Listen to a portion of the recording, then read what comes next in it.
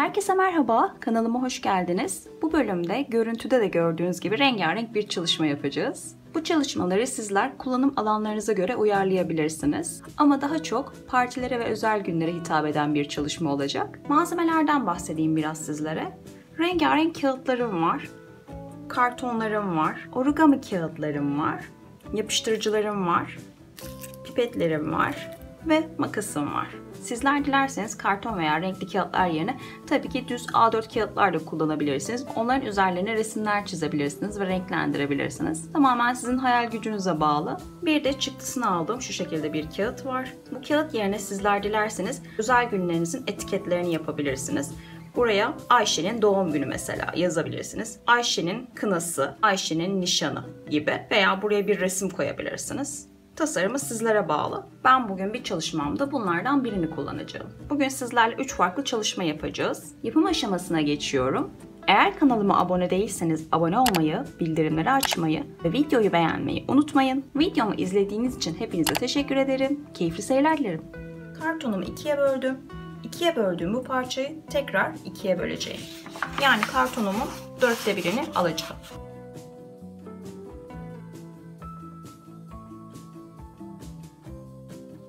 Şimdi yelpaze şeklinde bir ters bir düz olacak şekilde katlıyorum.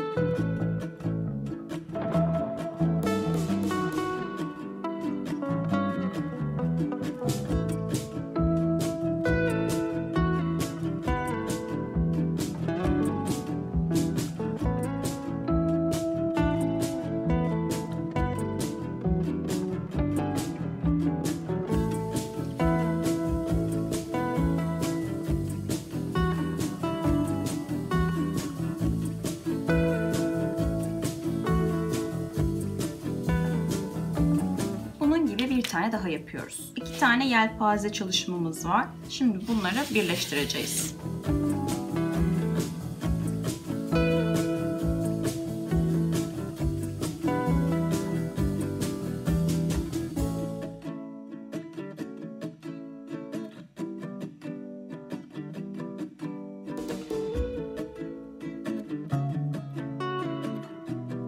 Şimdi şu aralara da yapıştırıcı süreceğim.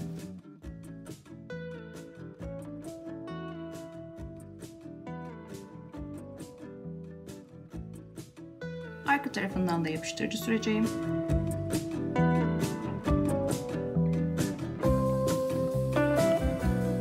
Aynı şekilde bu kartonumu da o şekilde getiriyorum.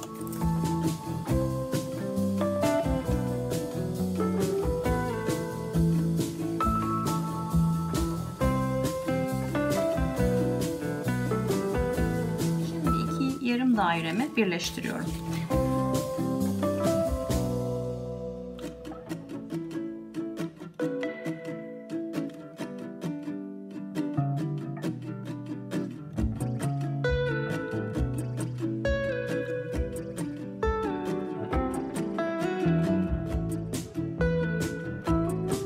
Yapıştırdıktan sonra aralıklarını dilediğimiz gibi ayarlayabiliriz. Şimdi hazırladığımız etiketimizi kesiyoruz. Dediğim gibi buralarda isimler de yazabilir. İşte Ayşe 1 yaşında, Ayşe'nin doğum günü, Ayşe'nin kınası. Yani illa partiler için kullanmak zorunda değilsiniz. Evinizin içinde de kullanabilirsiniz, balkonlarınızda da kullanabilirsiniz.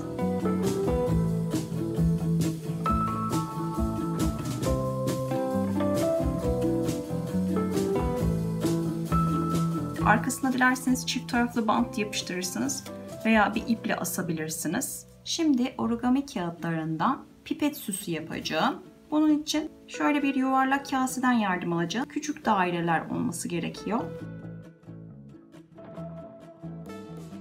Bu şekilde 10 tane yapacağım.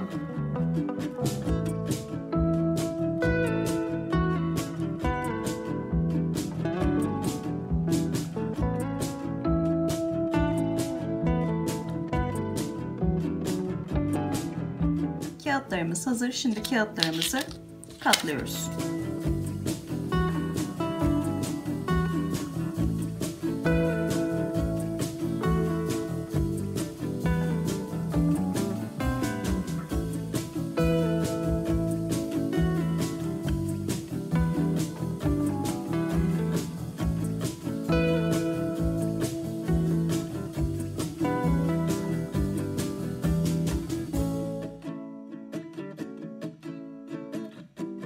Ben çizerek göstereceğim size. Şu kısmını yapıştırıyorsunuz. Şöyle.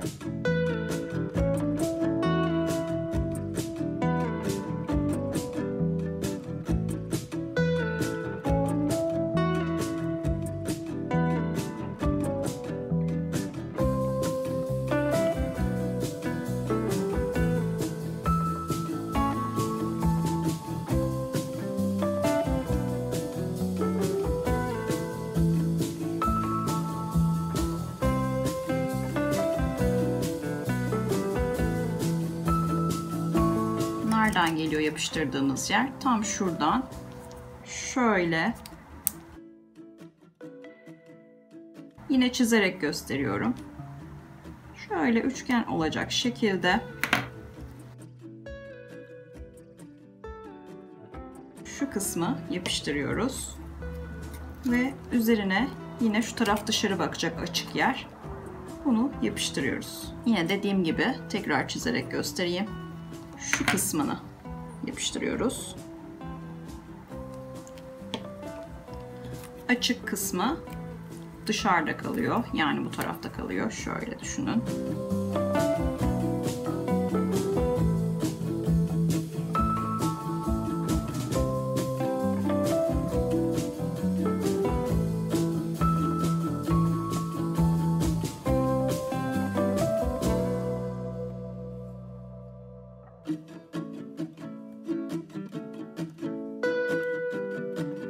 Evet, artık hazır durumda arkadaşlar. Bakın.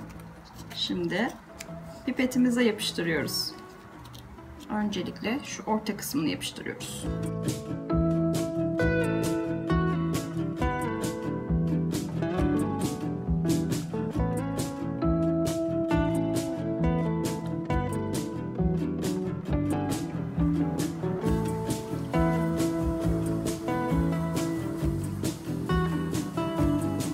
Malzemelerimiz çok basit. Kağıdımız var. Raptiyemiz var. Sizler dilerseniz raptiye yerine toplu iğne de kullanabilirsiniz. Ve makasımız var. Bir adet de pipetimiz var. İlk olarak kağıdımızı şu şekilde katlıyoruz. Üçgen olması gerekiyor. Altta kalan fazla kısmı kesiyoruz.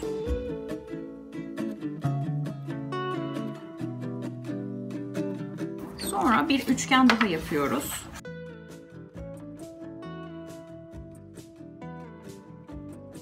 Şimdi şu çizgilerden kesim işlemleri yapıyoruz. Ancak orta paydayı kesmiyoruz.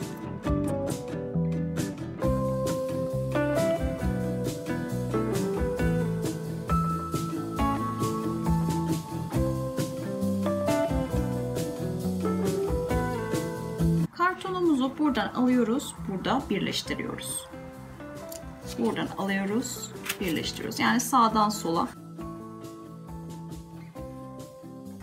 Orta payda da birleştiriyoruz.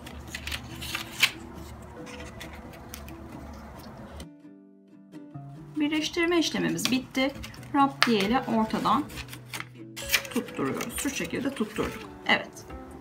Sonraki aşamada da pipetimize raptiyemizi tutturuyoruz. Dilerseniz raptiyenin pipetten çıkmaması için arka tarafa şöyle bir yapıştırıcı sürebilirsiniz. Silikon tabancası olursa daha iyi olur aslında bu. Kartonla ve kağıtlarla yaptığım 3 farklı çalışma da hazır durumda. Yakından inceleyelim. Bu duvar dekorumuz. Bakın harika görünüyor değil mi? Dediğim gibi üstten bir ip verebilirsiniz veya arkaya çift taraflı bant yapıştırabilirsiniz. Pipetimiz.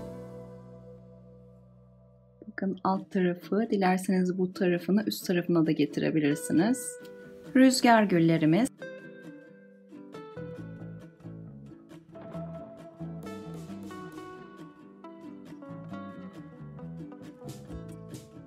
Bugün de bir videonun daha sonuna geldik. Eğer kanalıma abone değilseniz abone olmayı, bildirimleri açmayı ve videoyu beğenmeyi unutmayın. Bir sonraki videoda görüşmek üzere. Hoşça kalın, sağlıkla, mutlulukla kalın.